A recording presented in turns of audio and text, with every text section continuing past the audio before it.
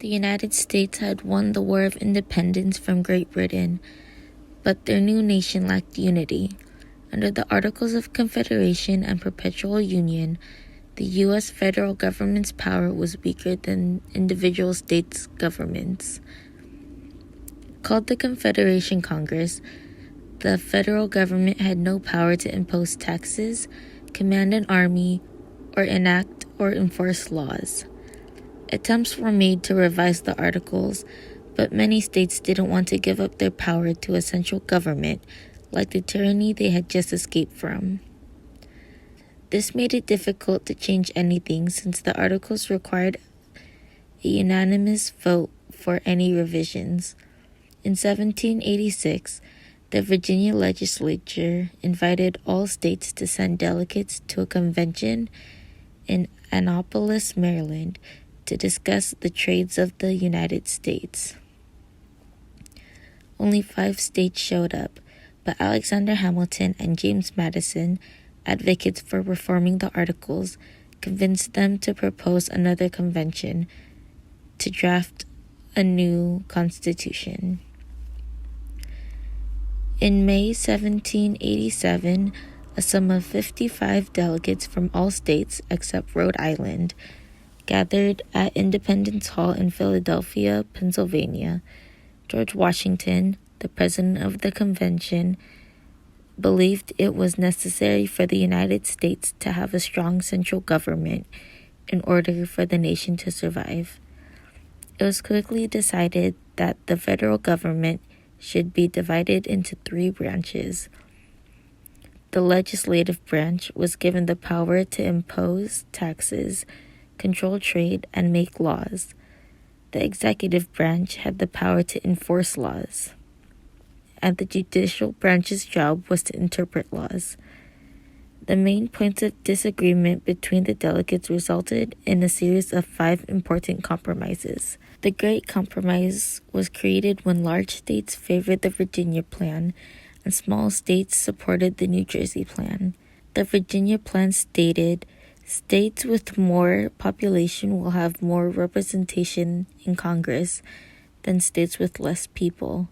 The New Jersey Plan said that all states will have an equal number of representatives in Congress.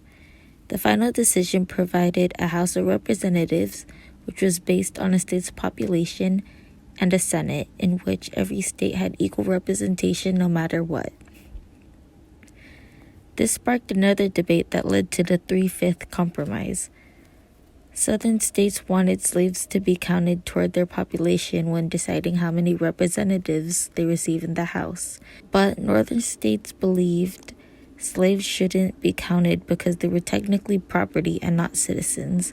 In the end, both sides agreed that each slave would count as 3/5 of a person when a census was taken. Another disagreement about how the government should work brought about the election compromise.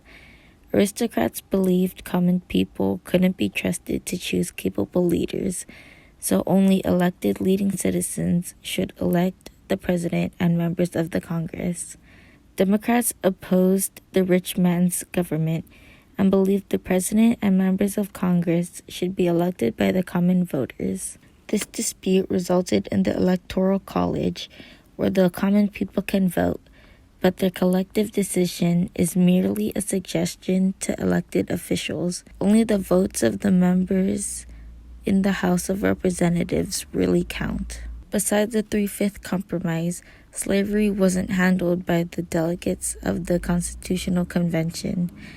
Not being able to come to an agreement, they decided that slavery would continue unbothered for 20 years, long after they're dead. This was called the Slave Trade Compromise. Next, the Commerce Compromise. Agricultural states didn't want imports and exports to be taxed because the people would have to pay more for foreign goods and have a harder time selling their products to foreign countries. Manufacturing states wanted to tax imports so people in the United States would mostly only buy U.S. manufactured goods and not that of another country. The final agreement was to tax imports anyways. On September 17, 1787, the delegates concluded their debates and submitted their work to the Confederation Congress. From then, 9 states had to approve of the new plan of government before it could go into effect. This brought about Federalists and Anti-Federalists.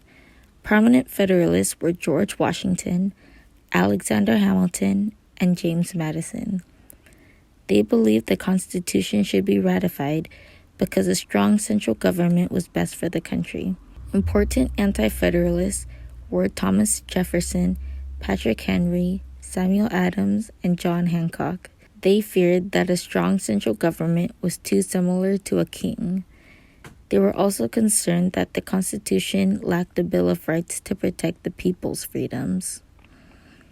The Federalists, mainly Alexander Hamilton, thought that the Constitution didn't need a Bill of Rights because it was the Bill of Rights within itself.